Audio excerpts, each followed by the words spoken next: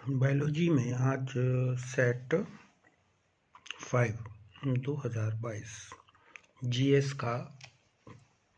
जो पेपर है इसको सॉल्व करेंगे। इसमें सबसे पहला क्वेश्चन है जो कि बहुविकल्पी है। जल परागित पादप का नाम है। तो यहाँ पर इन्होंने पूछा है कि जल परागण इनमें से किस पौधे में पाया जाता है। तो यहाँ पर जो पूछा है उसको बोलते हैं हाइड्रोफिली।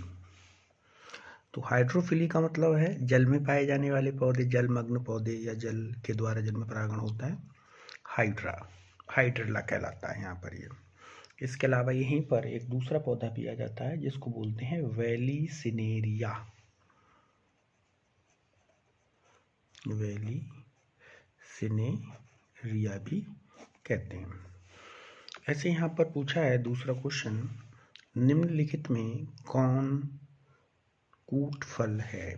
तो कूट फल यानी असत्य फल पूछा है, यानी ऐसे फल जो अंडाशय के साथ साथ पुष्प के अन्य भागों से मिलकर बने होते हैं उन्हें हम असत्य फल, फॉल्स फ्रूट कहते हैं यहाँ पर ये। तो इसमें जो है सेब है, क्योंकि यहाँ सेब का जो विकास है वो होता है पुष्पासन से। इसके बाद यहाँ तीसरा क्वेश्चन पूछा है भ्रूणपोष। यहाँ पर पूछा है एंडोस्पर्म। तो एंडोस्पर्म में जो क्रोमोसोम हैं वो किस प्रकार के होते हैं। तो यहाँ 3x होते हैं। सोमेटिक सेल्स में 2x होते हैं और जो जर्म सेल होती हैं, जर्म सेल्स, उनमें n होते हैं।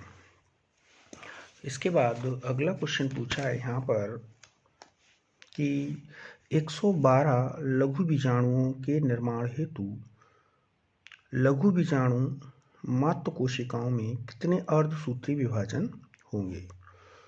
तो यहाँ पूछा है माइक्रोस्पोर के बारे में,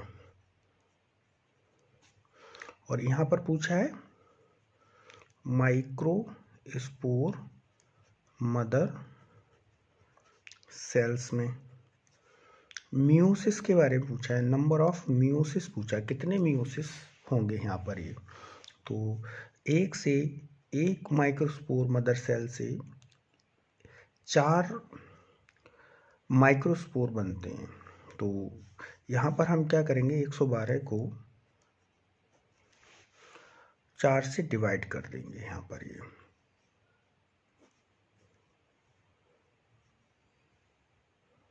4 दूनी 8,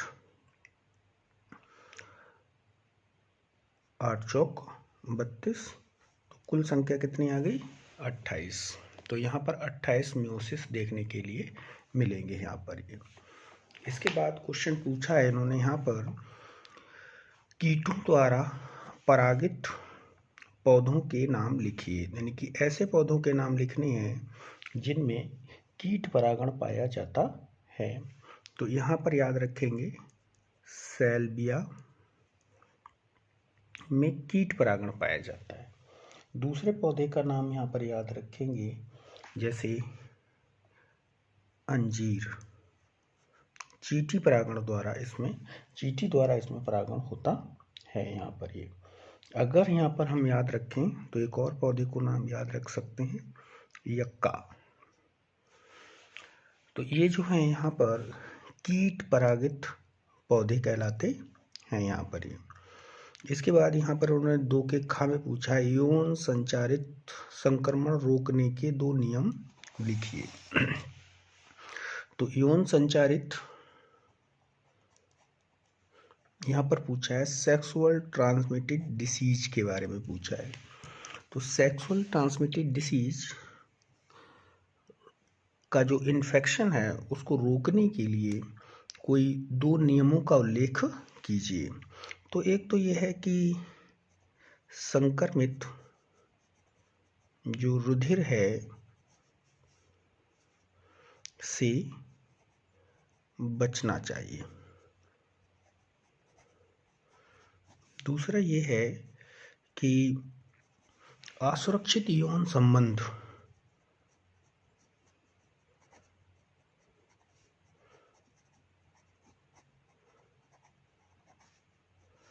से बचना चाहिए। तो ये जो है इसके 2 पॉइंट हो गए। उसके बाद पूछा है मानव में गुणसूत्रों की संख्या कितनी होती है। यह क्वेश्चन पूछा है मानव में गुणसूत्रों की संख्या कितनी होती है यहाँ पर ये। तो मानव में 2 मानव में गुणसूत्र जिनको बोलते हैं क्रोमोसोम कहते हैं। तो नंबर ऑफ क्रोमोसोम यहाँ पर लिखने हैं। अब मान लीजिए मैन है तो इसमें भी 40, वुमेन है इसमें भी 40 होंगे। अंतर इतना होता है कि यहाँ पर 44 प्लस 44 ये ऑटोसोम्स होंगे और बाकी एक्स और वाई लिंग गुणसूत्र होंगे। यहाँ पर 44 ऑटोसोम्स होंगे और XX यहाँ पर लिंग गुणसूत्र होते हैं यहाँ पर ये। उसके बाद यहाँ पर पूछा है परजीवी द्वारा उत्पन्न किन्हीं 2 रोगों के नाम लिखिए। तो परजीवी द्वारा उत्पन्न 2 रोगों के नाम यहाँ पर लिखने हैं, यानी कि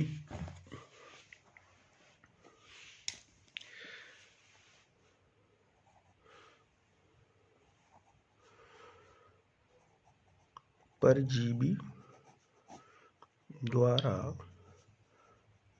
उत्पन्न 2 रोगों के नाम पूछें, केवल लिखिए। तो परजीवी द्वारा उत्पन्न 2 रोगों के नाम में जैसे मलेरिया, प्लाज्मोडियम द्वारा होता है।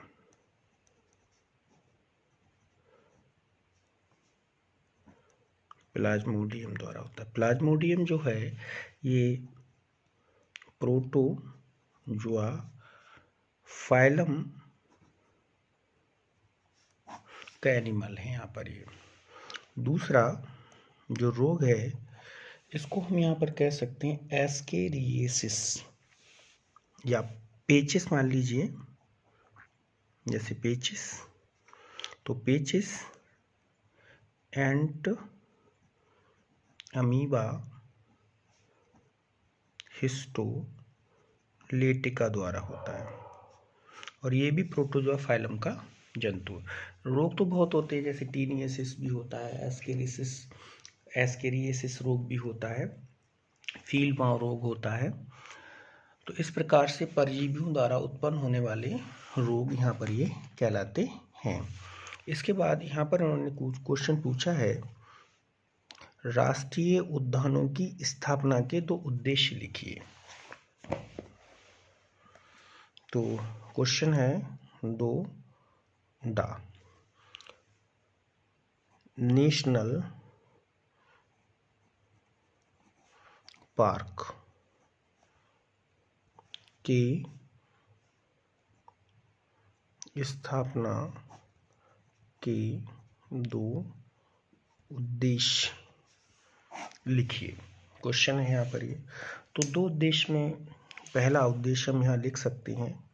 जैसे सबसे पहला उद्देश्य है यहाँ पर भाई नेशनल पार्क में क्या करते हैं, फन्ना एंड फ्लोरा दोनों को संरक्षण प्रदान किया जाता है। तो सबसे पहले यहाँ पर हो गया जैव विविधता संरक्षण। दूसरा पॉइंट यहाँ पर ये हो जाएगा नेशनल पार्क में जो है वो वन्य जीव होते हैं, तो वन्य जीवों का इन सीटू कंजर्वेशन किया जाता है। इन सीटू कंजर्वेशन किया जाता है, यानी कि वहीं पर जीवों को संरक्षित किया जाता है यहाँ पर ये। इसके बाद अब आ जाता है क्वेश्चन नंबर 3। क्वेश्चन नंबर 3 में यहाँ ये पूछा है कि 3 का जो का है, भक्षी और भक्ष्य को परिभाषित कीजिए, शाकाहारी के संक्षेप में वर्णन कीजिए। देखिए यहाँ पर जो भक्षी है इसके लिए एक अन्य नाम से परभक्षी के नाम से भी जानते हैं, और इसके लिए तो भक्ष्य कहते हैं। अंग्रेजी में इसे बोलते हैं प्रीडेटर, और इसके लिए कहा जाता है प्री। तो एक होता है शिकार, और शिकार का जो शिकार करता है वो कहलाता है शिकारी। जो शिकार है इसको कहते हैं भक्ष्य, और जो शिकारी होता है इसको बोलते हैं परभक्षी।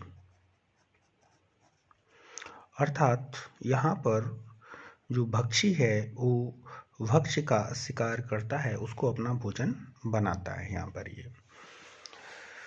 तो परभक्षी और जो यहाँ पर भक्ष्य हैं इनके बीच में संबंध देखने के लिए मिलता है यहाँ पर ये। पहली बात ये है कि यहाँ पर पादपों द्वारा स्थिर की गई जो ऊर्जा है वो भक्ष्य के माध्यम से जंतुओं में स्थानांतरित होती है यहाँ पर ये। अगर हम यहाँ पर देखें जैसे पक्षी को या हिरण को देखें तो वो भी परभक्षी से कम नहीं माने जाएंगे। पेड़ पौधे जो हैं वो उनके लिए एक प्रकार का भक्ष्य हो गए। तो ये जो प्रक्रिया है इसमें जैसे पौधे हैं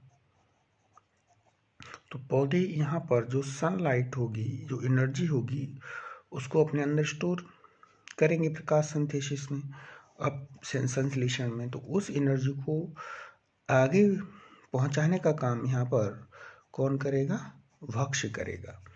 जैसे परभक्षी और भक्ष्य के बीच में एक अंतर संबंध पाया जाता है। यदि परभक्षी की संख्या कम हो जाए तो भक्ष्य की संख्या बढ़ जाएगी। यदि परभक्षी की संख्या कम हो गई, भक्ष्य की संख्या बढ़ गई तो असंतुलन पैदा हो सकता है। ऐसे ही एक एग्जाम्पल देखने के लिए मिलता है ऑस्ट्रेलिया में। तो ऑस्ट्रेलिया में जो है प्रारंभ में लगभग 1920 में नागफनी लाकर लगाई गई। जब नागफनी लाकर लगाई गई तो नागफनी को खाने वाला था भक्ष्य, खाने वाला जो भक्ष्य था वो एक सलभ कीट था, एक सलभ कीट था। अब ये कीट वहाँ पर था नहीं, तो नागफनी ने बहुत तेज़ी से ऑस्ट्रेलिया में फैलकर तबाही मचा दी। फिर क्या हुआ, इस सलभ कीट को वहाँ पर लाना पड़ा, तब जाके ये जो नागफनी है वो जो है एक प्रकार से स्थिर हो पाई। क्वेश्चन है 2 का खा, सहभोजिता से आप क्या समझते हैं? एक उदाहरण देकर समझाइए। तो ये क्वेश्चन है 3 खा। तो सहभोजिता इसको अंग्रेजी में कहते हैं कॉमनसेलिज्म कहते हैं।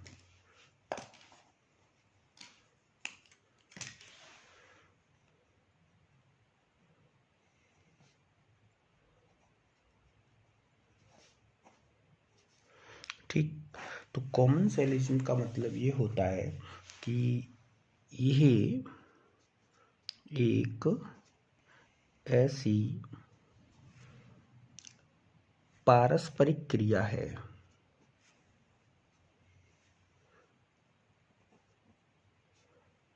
प्रक्रिया है जिसमें एक जाति को लाभ होता है परंतु दूसरी जाति या जाति को कोई लाभ नहीं होता है, कोई लाभ नहीं होता है। ठीक, तो हम यहाँ जाति की जगह जीव शब्द का इस्तेमाल भी कर सकते हैं। जैसे एक एग्जाम्पल देखने के लिए मिलता है, एनसीईआरटी में दे रखा है, आम का वृक्ष है। तो आम वृक्ष के तने पर, जो तना होता है उस पर कोई अधिपादप उगाए, अधिपादप कोई एपीफाइट्स प्लांट्स उगाए, प्लांट्स उगाता है, तो इस अधिपादप के लिए क्या मिल जाता है, इस आम के वृक्ष से मिल जाता है आवास, हैबिटेट। लेकिन इस आम के वृक्ष को कोई फायदा नहीं होता है। यहीं पर एक एग्जाम्पल और याद रख लेंगे, जैसे व्हेल स्तनी मछली है, तो इस व्हेल की पीठ पर एक वर्निकल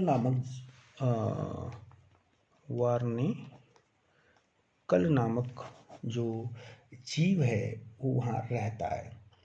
तो वर्निकल को इस व्हेल से मिल जाता है आवास, लेकिन इस व्हेल को यहाँ पर कोई लाभ नहीं मिलता है। ऐसे ही एक एग्जाम्पल यहाँ पर और याद रखेंगे, अगर बड़ा क्वेश्चन आ जाए ये, तो खेतों में, वन में या वन में जानवर चरते हैं, तो वे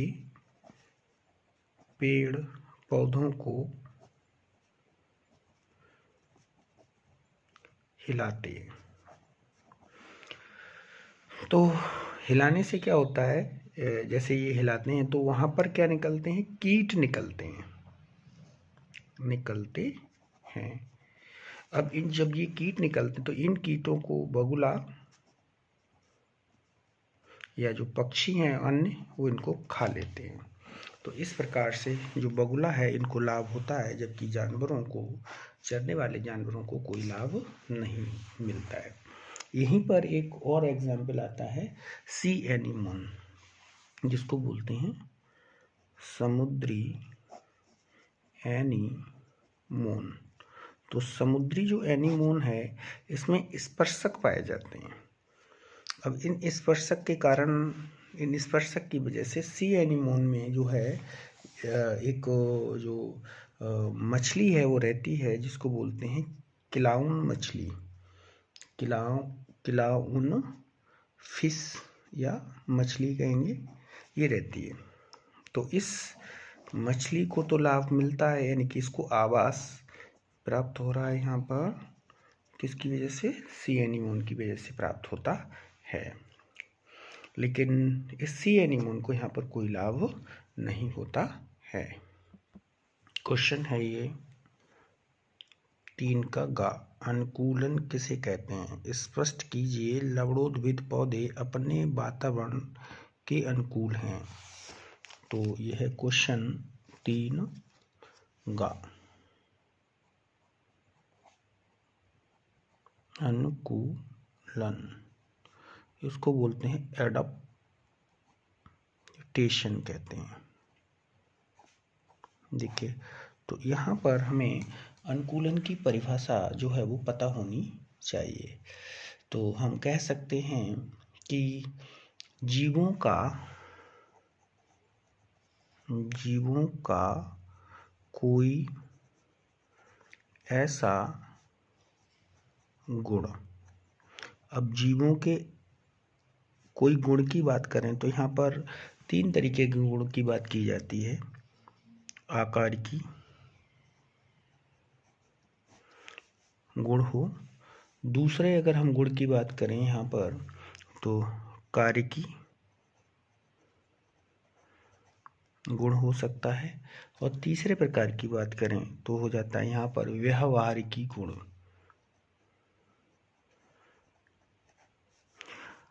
ठीक, जीवों का कोई ऐसा गुण जैसे आकारिकी, कार्यकी, व्यवहारिकी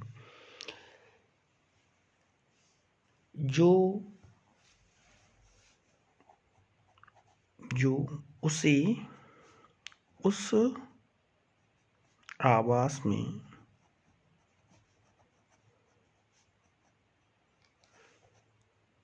रहने तथा रिप्रोडक्शन करने योग्य बनाता है।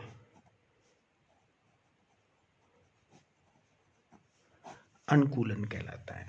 तो अनुकूलन की अगर हम यहाँ बात करें तो अनुकूलन एक प्रकार से ये मान के चलिए कि इवोल्यूशन, जिसको हम कह सकते हैं जैव विकास के फल स्वरूप उत्पन्न हुए। दूसरी चीज ये है कि ये जो है आनुवांशिक स्थिर हैं, कांस्टेंट हैं यहाँ पर ये। अब इसी में एक क्वेश्चन और पूछा गया है कि लवणोद्भिद पादपों में अनुकूलन। तो लवणोद्भिद पादपों को यहाँ पर कहा जाता है हैलोफाइट्स प्लांट्स कहा जाता है। तो वैसे तो इनमें बहुत सारे अनुकूलन पाए जाते हैं, लेकिन हम यहाँ पर 2 अनुकूलन याद कर लेंगे। पहली चीज ये है कि इनमें श्वसन मूल जड़ें पाई जाती हैं। दूसरी चीज ये है कि इनमें पित्तस्थ अंकुरण देखने के लिए मिलता है।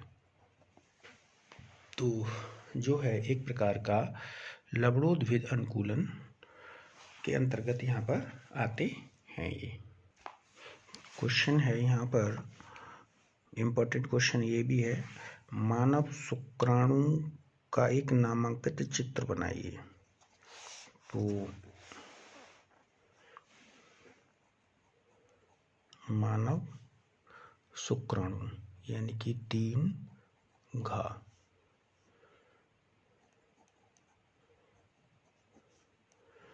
का डायग्राम बनाना है यहाँ पर। ये तो मानव शुक्राणु का जब हम डायग्राम बनाते हैं तो सबसे आगे की तरफ एक गाल्जी काय का बना हुआ एक्रोसोम पिंड होता है। ठीक इसके नीचे अगर हम यहाँ बात करें तो यहाँ पर ये एक प्रकार से न्यूक्लियस होता है। इसके ऊपर यहाँ पर ये देखने के लिए मिलती है प्लाज्मा मेम्ब्रेन। ये इस तरीके से ये वाला जो हिस्सा है इसको मिडिल पीस के नाम से जानते हैं, ये वाला हिस्सा।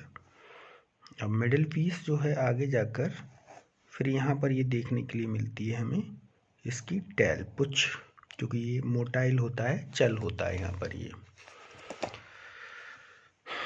तो ये वाला जो भाग है इसको बोलेंगे एक्रोसोम। इसको बोलेंगे यहाँ पर प्लाज्मा मेम्ब्रेन कहेंगे। न्यूक्लियस विद क्रोमोसोम्स, यहाँ पर क्रोमोसोम्स होंगे, उनकी संख्या होगी 23, अर्थात ये हैप्लॉइड होगा। दूसरा यहाँ पर ये सेंट्रियोल्स पाए जाते हैं। एक होता है प्रॉक्सिमल सेंट्रियोल और दूसरा होता है डिजिटल सेंट्रियोल, ये वाला। इस सेंट्रियोल से ट्यूब्यूल्स निकलती हैं और जो कि इसकी पुच्छ बनाने का काम यहाँ पर करती हैं। तो ये हो गई यहाँ पर इसकी नेक। अब यहीं पर सीथित माइटोकॉन्ड्रिया पाई जाती हैं, ऐसे इस तरीके से।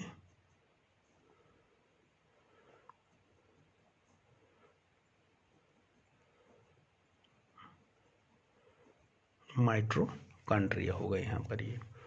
तो ये जो स्ट्रक्चर हो गई यहाँ पर माइटोकॉन्ड्रिया सेंटेरिया। ये हो गए यहाँ पर सेंट्रियोल हो गए। ये हो गया बीच वाला हिस्सा, जिसको बोलेंगे मिडिल पीस कहते हैं।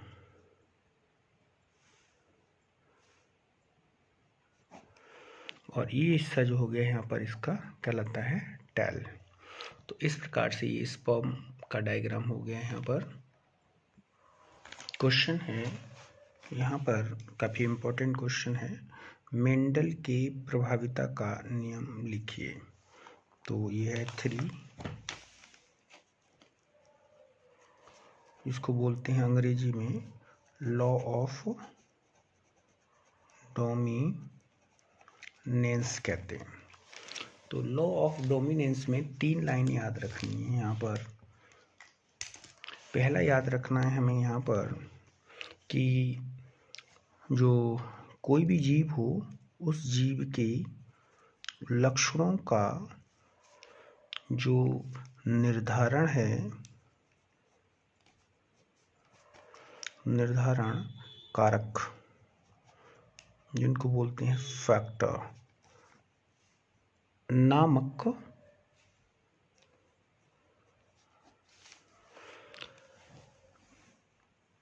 विविक्त इकाइयों द्वारा होता है।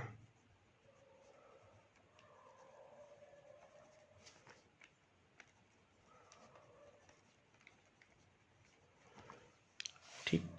दूसरी चीज ये है कि अगर कोई लक्षण है तो उस लक्षण के लिए जो कारक हैं, जोड़ों में होते हैं। जैसे हम लिखते हैं लंबा, तो लिख देते हैं कैपिटल टी या कैपिटल टी स्मॉल टी। हम लिखते हैं बौना, तो हम लिख देते हैं स्मॉल टी। तो यहाँ पर ये कारक हमें किस में दिख रहे हैं? जोड़े में दिख रहे हैं। तीसरा यहाँ पर जो कहा गया है, यदि कारक जोड़ा असमान है, कारक जोड़ा के 2 सदस्य,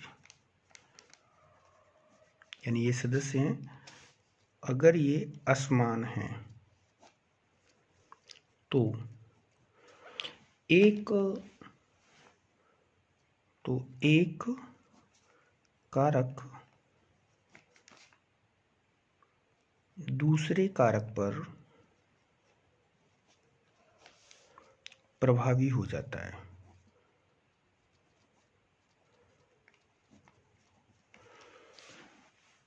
अब देखिए यहाँ पर किस तरीके से, जैसे हम पढ़े टॉल, दूसरा पढ़े हम यहाँ पर डॉफ।